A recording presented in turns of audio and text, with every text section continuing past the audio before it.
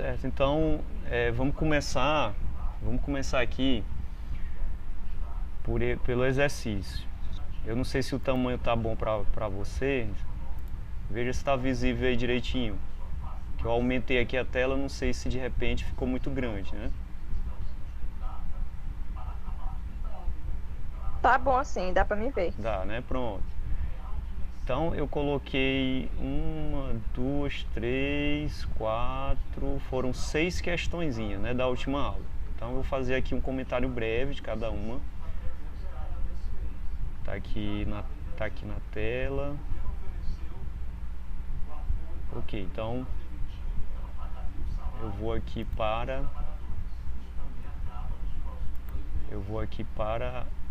quadro virtual. Procurar ele aqui.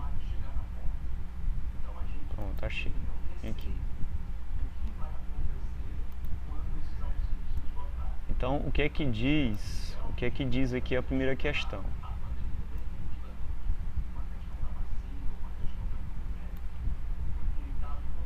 São questões que a gente está sempre fazendo um recorte daquele nosso livro, né? O livro foi adotado.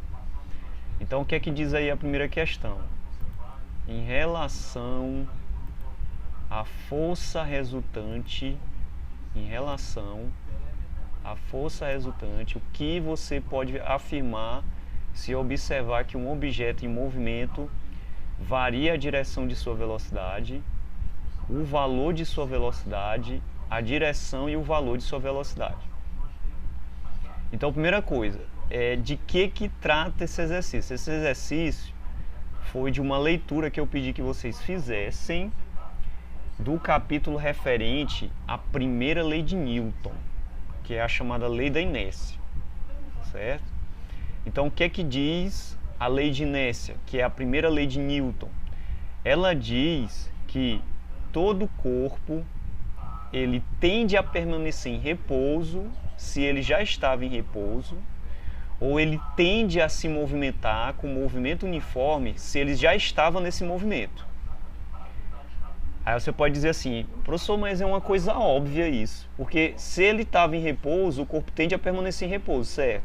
Se ele já estava em movimento, ele tende a permanecer em movimento, certo? Mas qual é a diferença?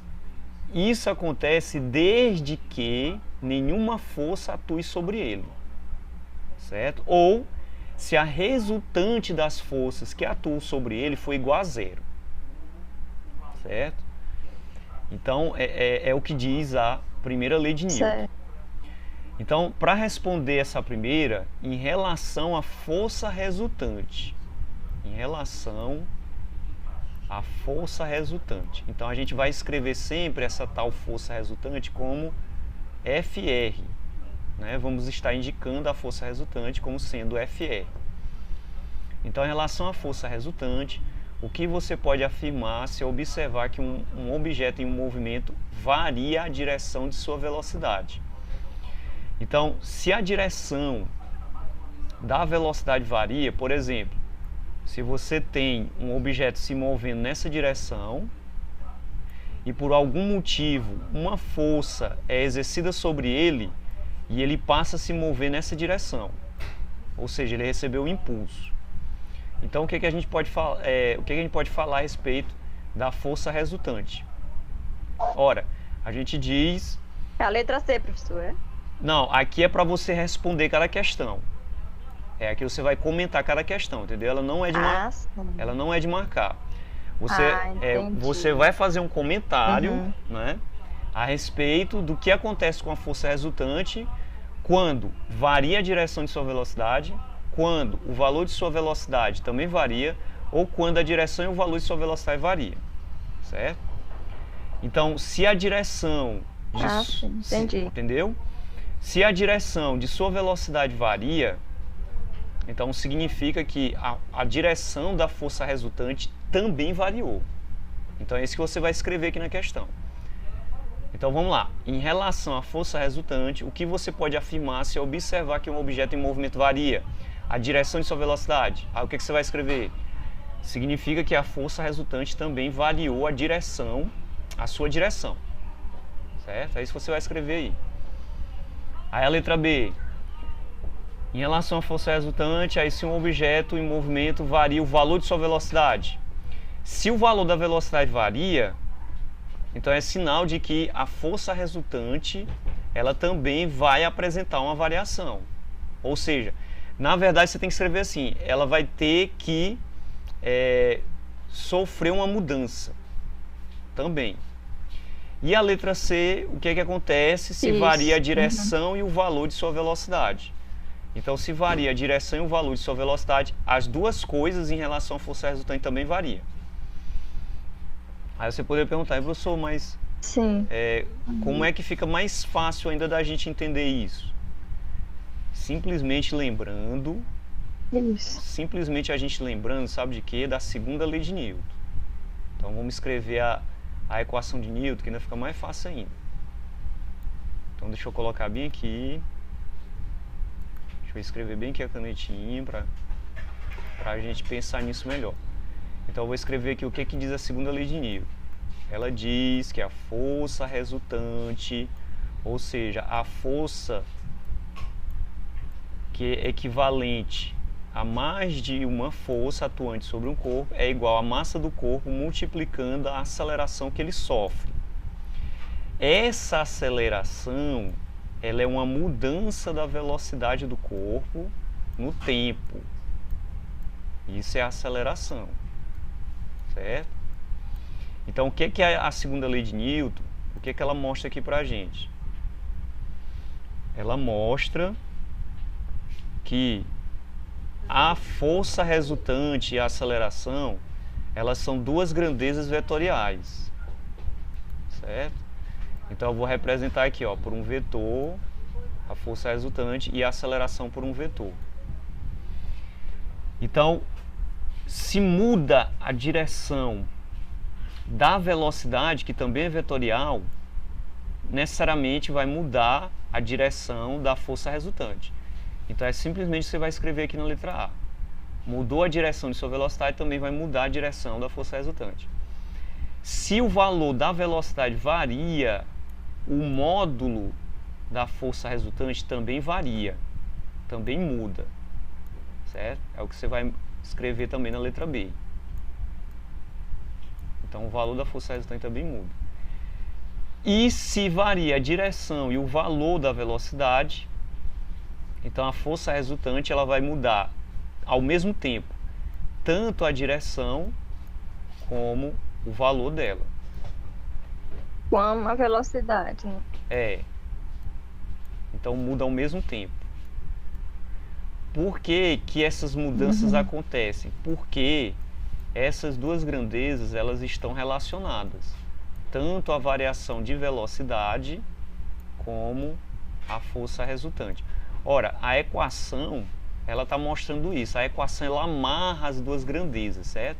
Ela amarra a força, ela amarra a aceleração. Elas ficam amarradas pela equação. Então, essa questão é simplesmente só para escrever essas coisas, né? Bastava também, se não quisesse responder uma por uma, colocar ao final, né, que a força resultante ela vai sofrer variações tanto quanto sofre a velocidade, a direção dela e o valor dela. Pronto, bastava isso. Então essa é a resposta da... Aí essa daí só responde as três, né? Responde as três. Se colocar isso, já responde as três. Agora a décima. Um guarda-roupa está sendo empurrado por uma pessoa e se desloca com velocidade constante. Né? Então, tem um guarda-roupa e aí tem uma pessoa que está deslocando esse guarda-roupa. Então, ela está aqui empurrando. Então, imagine que está empurrando ele para a direita. Então, imagina isso aí. Não ligue para a figura não, que ela está assim, toda engembrada. Até o piso parece que cedeu o piso com o peso do guarda-roupa. Então tem uma pessoa aí que está deslocando com uma força F esse guarda-roupa aí para a direita. Certo? Para a direita. Aí olha só, o detalhe da questão qual é? na questão vem dizendo que a velocidade é constante. Ou seja, esse guarda-roupa ele está se movimentando para lá, só que não está havendo mudança na velocidade. A velocidade dele é constante. Certo? Era como se, por exemplo, eu estivesse empurrando o guarda-roupa e ele estivesse se movendo com uma velocidade de, sei lá, de 2 metros por segundo. E essa velocidade, o tempo está passando e eu empurrando, e essa velocidade não muda. Ou seja, ela é constante. Aí vem a pergunta: existem outras forças atuando nele? Aí justifique sua resposta. Então, olha só.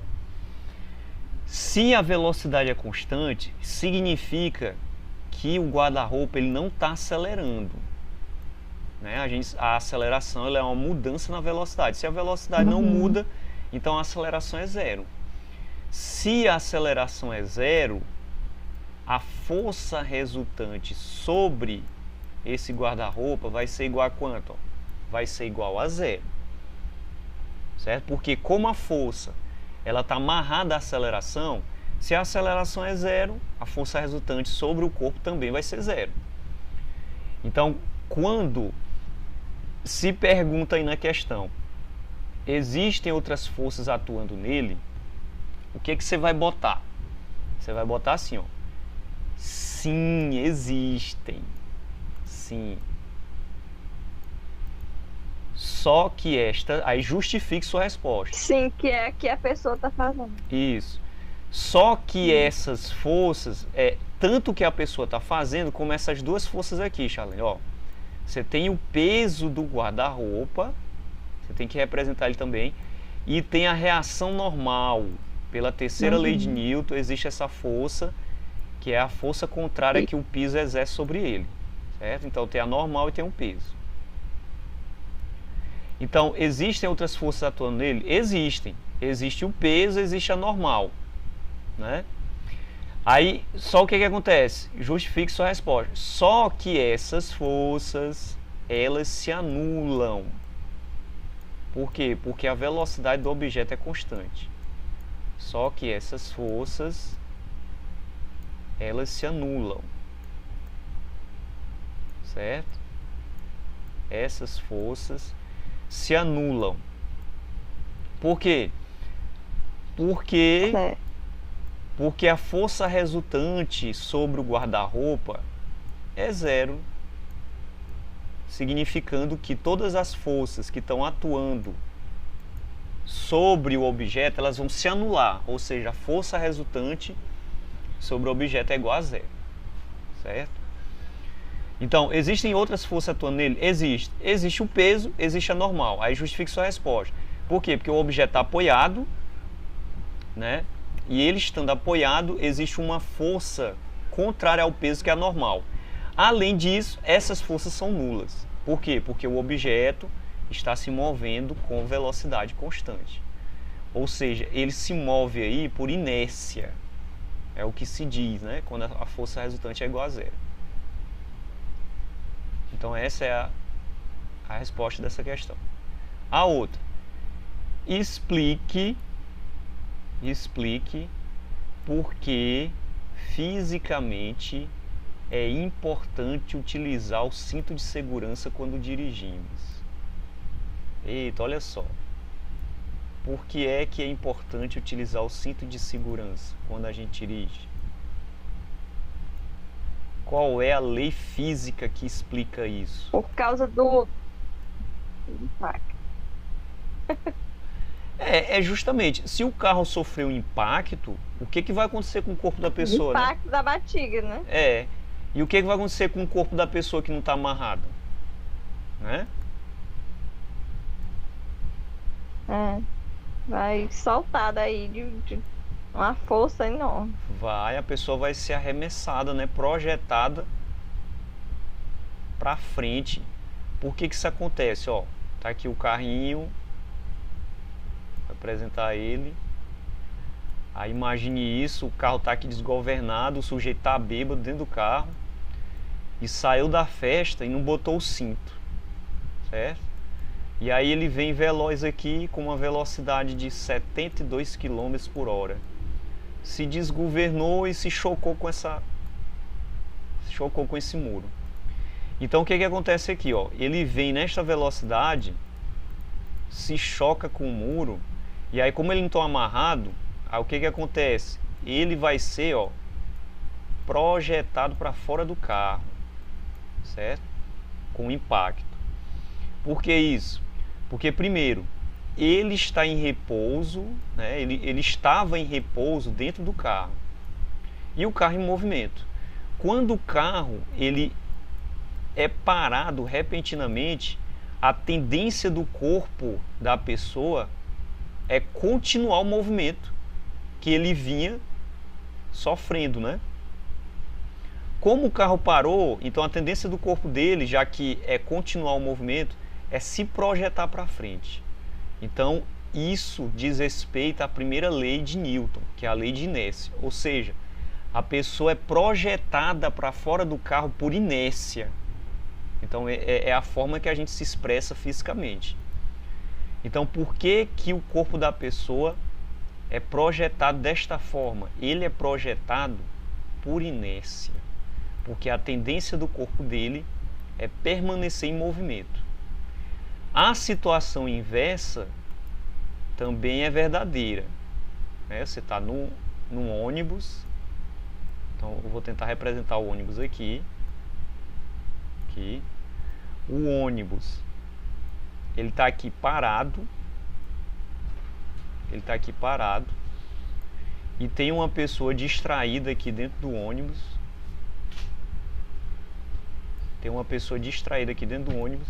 E essa pessoa está solta. Ela não está segurando em nada, está mexendo no celular, não está segurando em nada. E o ônibus está parado. Aí o que acontece? Aí o motorista vai e, ó, zoom, arranca de uma vez. Ó, arranca de uma vez. O que acontece com o corpo da pessoa? Ele vem aqui para trás ou ele vai para frente? Quando arranca. A pessoa está parada mexendo no celular, ela não está segurando em nada dentro do ônibus. Aí o ônibus está aqui parado. Aí o motorista vai e arranca de uma vez. O que acontece com o corpo da pessoa? Ela se projeta para trás ou ela vai para frente?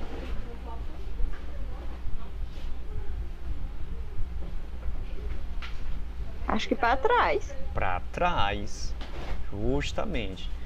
Então, Pra trás. por inércia, a pessoa ela é forçada, né, ou é arremessada para trás. Por quê?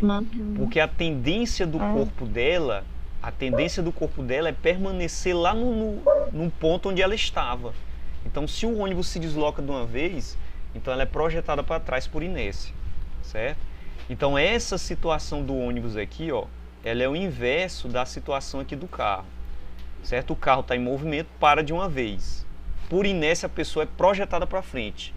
O ônibus está parado e aí ele arranca de uma vez. A tendência do corpo é se projetar no sentido contrário, também por inércia, certo? Então, esse é só um exemplo para a gente visualizar essa questão aí da lei de inércia, né? Que é muito comum isso aparecer no estudo das leis de Newton, esses exemplos assim do cotidiano, né? Aí vamos ver aqui essa outra questão. Tem mais uma aí, né?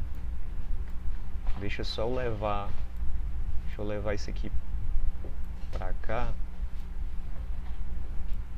que já ocupou muito espaço aí essas figuras. Vou levar aqui pra cá. É a outra questão. Um carro desloca-se uma estrada horizontal com movimento retilíneo uniforme. Então, se o carro ele se move na estrada com movimento retilíneo uniforme, significa que a velocidade dele é constante, certo? A velocidade é constante. Então, se a velocidade é constante, ele não está acelerando. Aí você diz que a aceleração é igual a zero. O que mais? O motor exerce no carro uma força de propulsão de 3.000 newtons. Então existe uma força, né, que o motor exerce sobre o carro para ele se mover, uma força de 3.000 newtons. Aqui é a força. Aí a primeira alternativa aqui, a primeira afirmação. Pergunta, aliás, qual é o valor da resultante das forças que atuam no carro? Ó, eu acho que a gente já respondeu essa questão. Se a aceleração é zero, então significa que a força resultante sobre o carro é quanto? Também é zero. Certo? Então, a letra A, você vai dizer, não é? Vai dizer que a força resultante também é zero. Por quê? Porque o carro está com velocidade constante e a aceleração é nula, é zero. Então, se a aceleração é zero, a força resultante também será zero. A letra B, qual é o valor das forças de retardamento que se opõem ao movimento do carro? Aí, olha só, como a força resultante é zero e existe essa força aqui sobre o motor, essa tal de força de retardamento é a força contrária exercida sobre o carro devido a quem? Devido à resistência do ar. Porque ó, o carro se move aqui para frente com essa força F, certo? De 3.000 newton, mas o ar, ou a camada de ar que ele vai empurrando, ó, exerce uma força de resistência sobre o carro no sentido contrário. Se a resultante das forças é zero, significa que essa força F contrária, essa força de retardamento, ela é igual a quanto? Ela é igual também a 3.000 newtons. Tem o mesmo valor da força de propulsão. É por isso que a força resultante é zero. Por quê? Porque 3.000 menos 3.000 dá zero. Certo? Então, na letra B, você vai dizer que esta força também é de 3.000 newtons.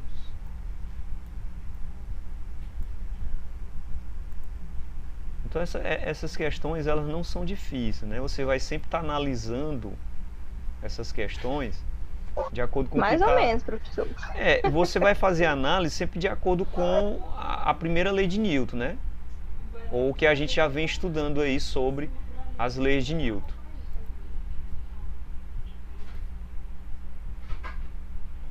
Então aqui a outra questão. Durante uma competição de hipismo, um cavalo se assusta ao ver um obstáculo e para bruscamente antes de saltá-lo. É possível afirmar que a pessoa que estava montando, agora sim, agora aqui você vai marcar, ó, cairá para trás, cairá para seu lado direito, cairá para seu lado esquerdo, segue com aceleração na horizontal, tende a seguir em frente. Qual seria a resposta?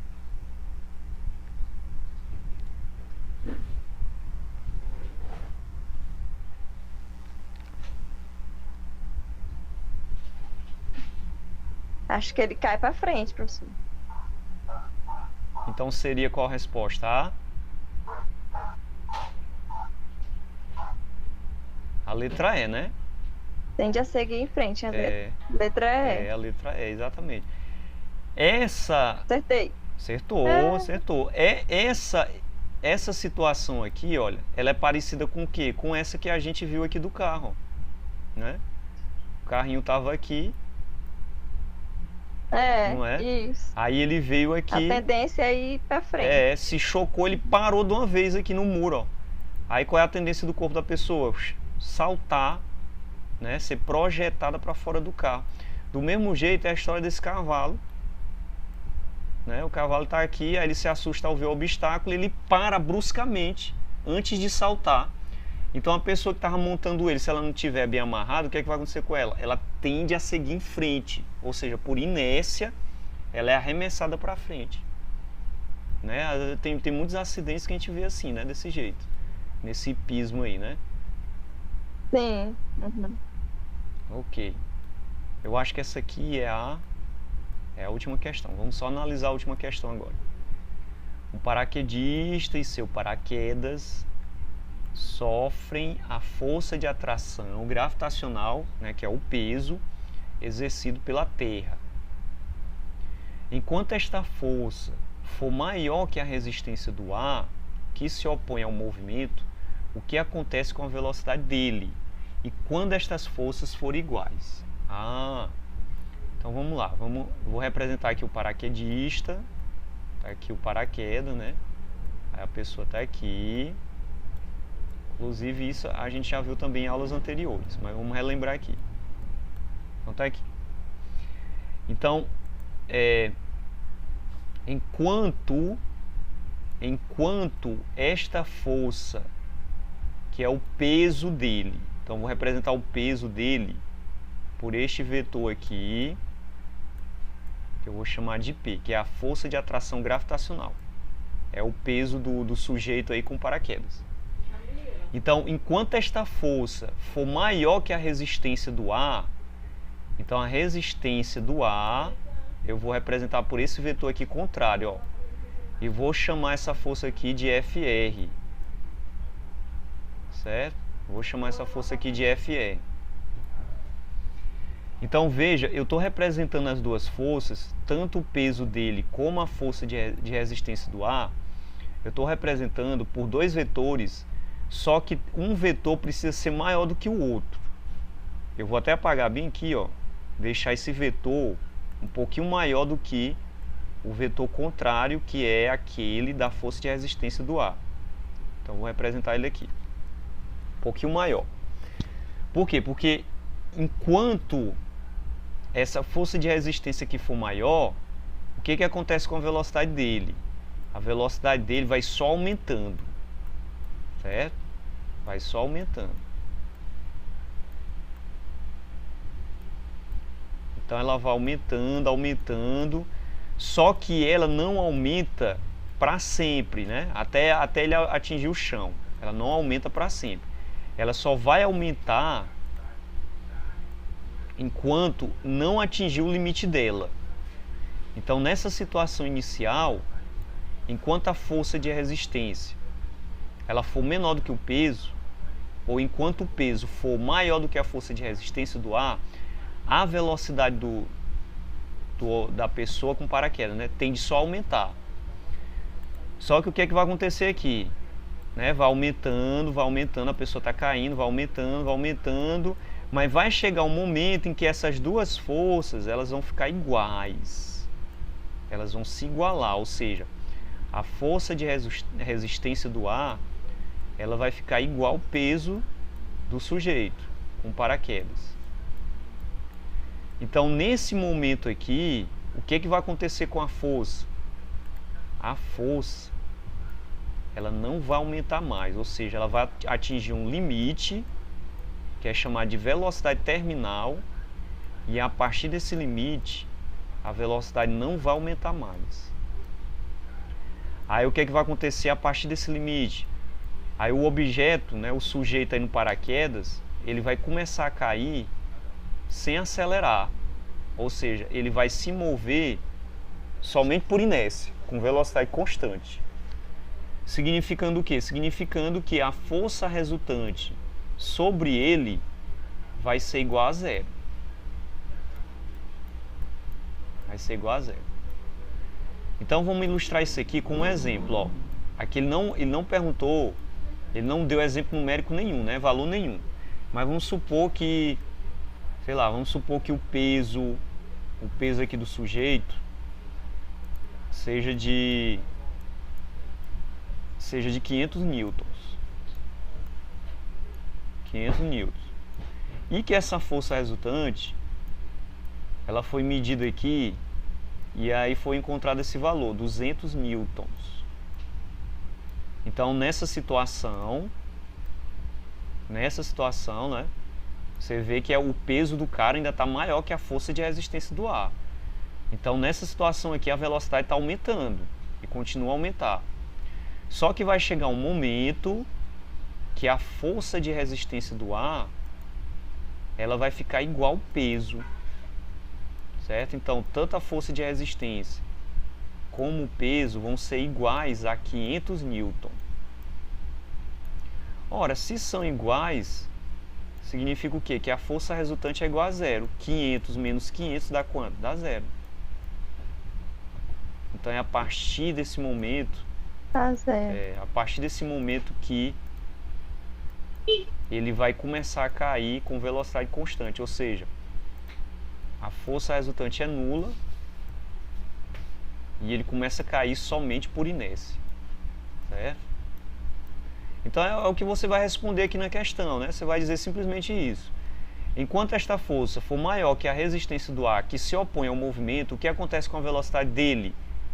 A velocidade dele vai aumentar, ou vai estar aumentando. E quando estas forças forem iguais? Quando as forças forem iguais, a velocidade não aumenta mais, ela permanece, ela fica constante, certo? Então é simplesmente isso. Você vai botar aí. Certo. Geralmente, quando eu coloco essas questões para vocês fazerem, de duas uma, ou eu vou explicar em uma aula nossa, né, como é que o que é que a gente vai estudar, que tipo de questão a gente vai responder, ou então eu deixo um texto base para vocês fazerem uma leitura e a partir daquele texto vocês responderem as questões, certo? Então eu vou estar sempre fazendo dessa maneira. Se a gente tivesse uma participação maior, porque você participou de todas as aulas, né? Aí seria interessante a gente trocar ideias, trocar figurinhas, Sim, né? professor. Pois é, trocar figurinhas nessas nossas aulas online, porque se a gente tivesse naquela frequência de estar, né, com aquela regularidade nossa, de estar respondendo as questões, lendo os textos e tudo, quando a gente fizesse um online desse, seria só para tirar dúvida, né? De repente alguém ia chegar com uma dúvida e perguntar, professor, eu tentei fazer a questão tal, né? E aí eu não consegui, explique aí pra gente, como já aconteceu uma aula nossa anterior, né? Então essas nossas aulas seria só para isso, né? Só pra gente tirar essas dúvidas. Mas não tem problema, aqui a gente tá conseguindo fazer pelo menos os 40% que a gente poderia estar fazendo mais, né? Mas pelo menos tá andando, né? Tá conseguindo desenvolver alguma coisa. Melhor do que ficar parado. Então, melhor, né? Pois muito bem. Pois aí a gente fica por aqui. Viu? A aula tá gravada, eu vou deixar no grupo, certo? E aí a gente já vai ter uma ideia de como responder as questões. Então você responda e aí você envia o print lá pro espaçozinho que eu deixei, enviar o arquivo. Você tira uma fotozinha das suas respostas e envia para lá. Beleza? Tá bom. Pois tá. Boa noite. Até mais.